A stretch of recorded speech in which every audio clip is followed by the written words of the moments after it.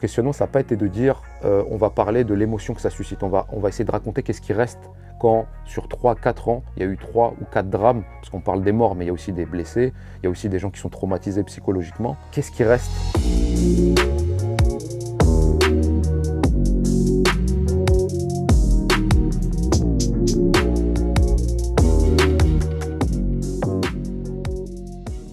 Ramsès Kefi, 38 ans, journaliste. Je suis spécialisé entre guillemets dans les questions de société. Donc ça couvre un peu tout, pas que les quartiers populaires, mais j'ai pas mal travaillé sur ce sujet-là. D'où le petit livre sur les bagarres de territoire, les RICS.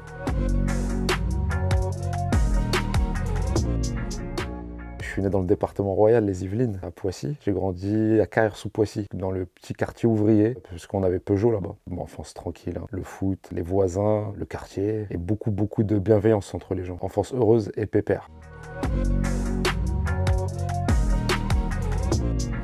J'ai tout fait jusqu'au lycée. Ensuite, je suis allé à la fac d'histoire. J'ai fait histoire, géographie jusqu'au master que j'ai pas validé. J'ai validé une maîtrise. Puis entre-temps, moi, je travaillais un peu à côté, les petits boulots étudiants. Je travaillais au McDo. Et en fait, après la fac, histoire géo, il n'y a pas forcément de débouché hein, si on veut pas devenir prof. Je commence à travailler à plein temps chez McDo. Je travaille avec des gens que je connaissais, des gens de chez moi. Je suis manager là-bas, donc c'est mon boulot à plein temps.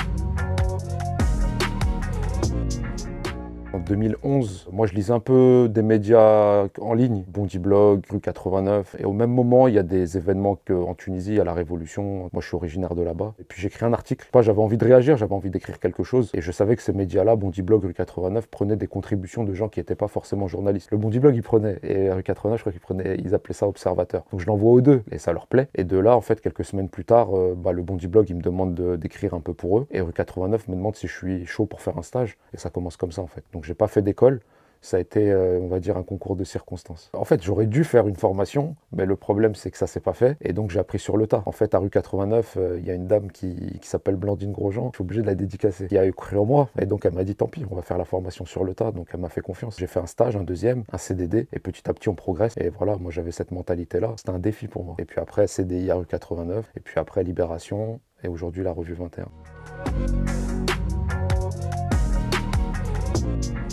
La première, c'est à Rue 89 où j'avais fait un article sur le kebab. À l'époque, c'était le début des kebabs, ce qu'on appelle grecs, un peu ici en région parisienne, qui était le début des kebabs de luxe, quand ils mettaient des tarifs à 13 €. On n'avait pas l'habitude. Ça, c'était le début de la dégringolade. Et puis, j'ai interviewé Groff pour Libé. C'était le 24 décembre. On a fait des tours de périph' avec Groff, avec un collègue à moi, Rachid Lairech. Ça m'a marqué parce que c'était un truc un peu, je vais pas dire improvisé, mais on a pu faire une très longue interview et cette interview-là a fait 4 pages dans le journal, ce qui est pas anodin. Et c'était super à faire. C'était une très belle expérience. Puis la troisième, je dirais, c'était l'affaire du petit Grégory. Il y avait eu des rebondissements. C'est une affaire qui date de 1984. J'étais allé là-bas dans les Vosges pour Libé. Ça m'avait beaucoup formé parce que ça m'avait obligé à réagir très vite, à me documenter très vite, à très vite m'adapter. C'est une expérience qui m'a beaucoup fait progresser.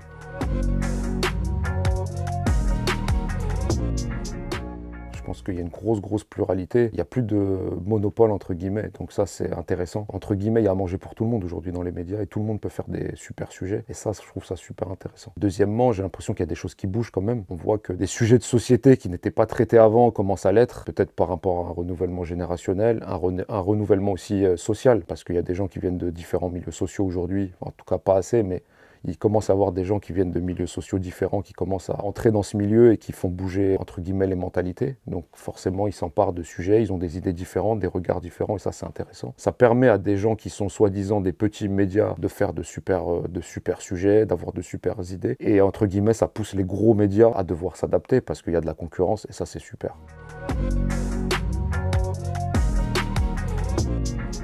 Moi, je fais partie d'une génération, je ne fais pas l'ancien, mais qui aime bien lire le papier. Effectivement, moi, je ne suis pas né comme beaucoup de gens avec les réseaux sociaux. Il y a une génération qui est née avec les réseaux sociaux, avec Internet. Ça, on ne peut pas le mettre de côté. Dans ma version optimiste, les réseaux sociaux doivent permettre à la presse écrite de faire des mutations, c'est-à-dire de se positionner sur des sujets, de les écrire différemment, dans un questionnement beaucoup plus profond. Je pense que la presse écrite a encore des beaux jours devant elle.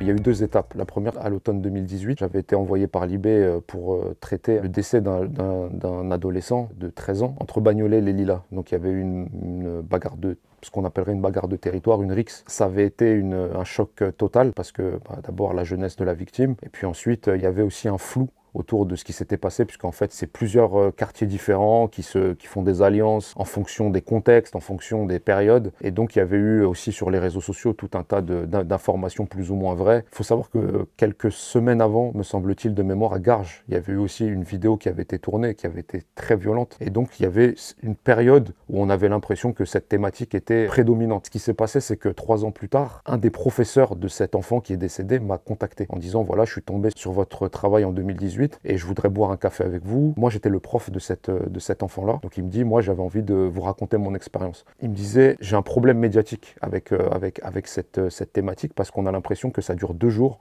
le temps qu'on parle de ce fait divers qui est très peu commun et qui est très particulier. Et en même temps, j'ai l'impression que le lendemain, c'est l'indignation des députés politiques pour dire que voilà, c'est mal, la violence c'est mal, il faut envoyer l'armée, entre guillemets. Mais en fait, ces enfants-là, on les oublie. On a l'impression qu'après, tout redevient normal. Et il me raconte comment lui, il a eu du mal à retourner dans la normalité. Il dit, c'est impossible. L'année d'après, il y a eu un autre adolescent qui est décédé. Ensuite, il y a eu encore un autre ado qui est décédé en 2021. Donc lui, il me disait, à chaque fois qui a ce genre de drame dans le coin où il bosse, ça le ramène là-dedans. Et il se dit, mais en fait, c'est toujours la même mécanique médiatique. On a l'impression que ça arrive, ça explose, et en plus, ça s'arrête net. Et il y a un problème. Donc après, moi, j'en ai parlé à Elsa Fener, qui est rédactrice en chef de 21, et qui a été à l'origine de 21 bis, la maison d'édition, et elle m'a dit qu'on pouvait faire quelque chose là-dessus. C'est-à-dire qu'il fallait faire quelque chose là-dessus. Donc elle m'a encouragé. Et puis, mon questionnement, ça n'a pas été de dire, on va parler de l'émotion que ça suscite. On va essayer de raconter qu'est-ce qui reste quand, sur 3-4 ans, il y a eu 3 ou 4 drames, parce qu'on parle des morts, mais il y a aussi des blessés,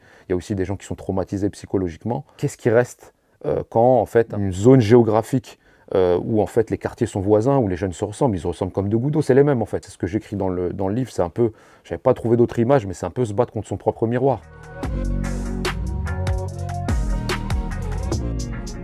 Franchement, la vraie difficulté, de toute façon, quand on crée des récits, c'est la construction. C'est-à-dire que beaucoup de gens parlent beaucoup de la plume, comment t'écris de la plus belle façon possible. Mais en fait, c'est surtout qu'un récit doit être construit. Et là, en l'occurrence, il faut qu'il soit compréhensible par des gens qui, 1, ne connaissent pas ces problématiques, et 2, des gens qui vont peut-être s'intéresser à cette thématique, mais qui n'ont pas forcément les clés de lecture sociologique, qui n'ont peut-être pas vécu dans ces endroits-là et tout. La seconde, c'est le côté émotionnel. Ça veut dire qu'on compile beaucoup d'informations, et au bout d'un moment, il y a un questionnement qui arrive, c'est qu'est-ce que je mets et qu'est-ce que je mets pas. Parce qu'on se dit que les protagonistes de 2018 ont grandi, ça fait 4 ans, c'est devenu des jeunes adultes. Parfois, il y a des informations qui touchent à l'intime. Je pense qu'il y a une pudeur à avoir par rapport aux familles. Ça a été vraiment d'être dans l'équilibre, de se dire qu'il va y avoir une valeur informative et qu'on va essayer de rentrer dans un univers, mais en même temps de pas non plus surexposer les familles et pas forcément surexposer la vie de ces gamins à l'époque. Il y a des choses qui apportaient pas forcément au récit. C'était plus de l'anecdote. En tant que journaliste, on ne veut pas forcément en rajouter. L'idée, c'est de raconter l'histoire sans trop en rajouter.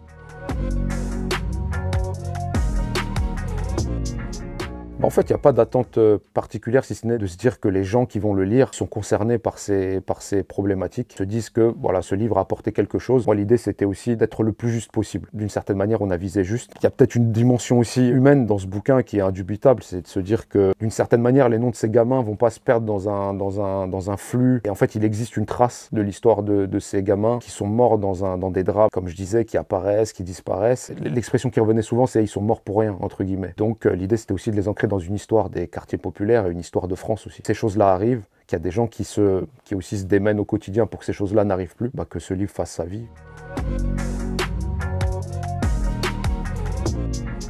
En fait, ça dépend vachement des territoires, mais c'est toujours compliqué, c'est toujours hyper...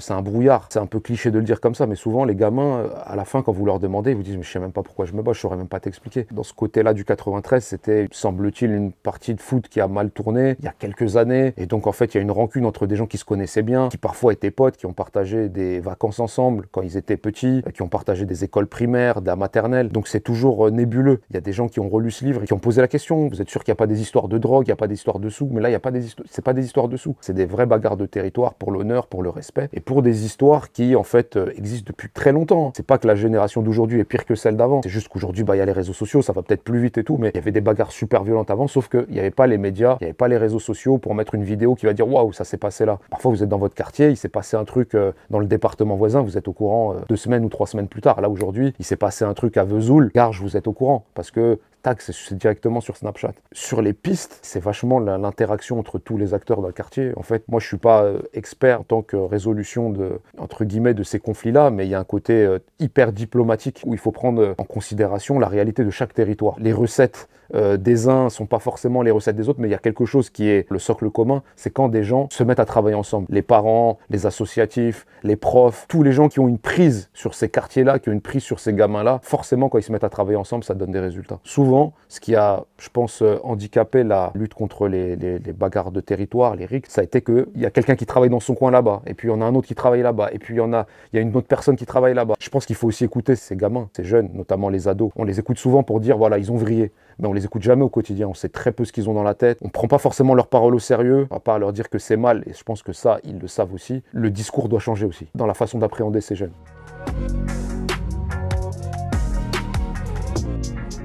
Pas la leçon que j'ai tirée avec ce livre, en tout cas, c'est que c'est un peu bête, mais c'est la réalité. C'est-à-dire que les rixes se tuent, tout simplement. C'est-à-dire que souvent, quand on est gamin, on monte sur des bagarres, et c'est des choses dont on rigole 20, 25 ans, 30 ans plus tard, parce qu'on se dit, ah ouais, c'était une bagarre contre X territoire, X quartier et tout. Et en fait, les choses se sont bien terminées. Or, parfois, les choses se terminent mal. Il se trouve que là, il y a 3 morts sur un territoire. Quand il y a des morts sur un territoire, même un seul, ça fragilise tout, en fait. Ça, c'est un séisme, un mort. Le message, c'est que les gamins se ressemblent. Au final, c'est vraiment des bagarres contre son propre miroir. On se rend compte que souvent, quand les gamins grandissent, quand ils vont au lycée notamment, ou quand ils vont en fac, ils se rendent compte de la vacuité de la chose. Ils se rendent compte qu'ils ne savaient même pas pourquoi ils se bagarraient. Pour les gens qui ont la chance de ne pas avoir eu des séquelles, que ce soit physiques, psychologiques, pour les gens qui ont encore qui ont participé à ces bagarres, qui ne sont pas décédés, n'ont pas connu des gens qui sont morts, il y a cette idée selon laquelle ils ont été chanceux.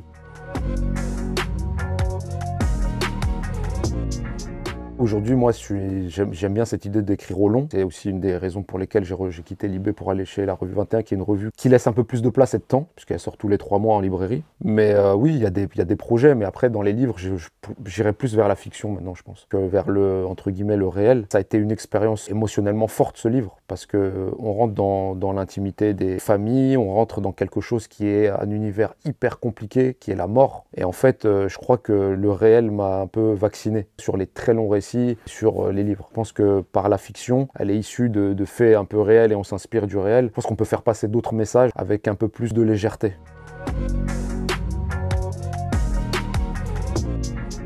Je vais pas faire la Miss France en disant il faut y croire et tout, mais c'est un peu ça le message. Je pense que c'est ce que véhicule votre association. C'est maintenant on fait. Quand on a une idée en tête, n'attendons pas au lendemain, on remet pas au lendemain. En fait, si on a une idée en tête, on y croit, on y va.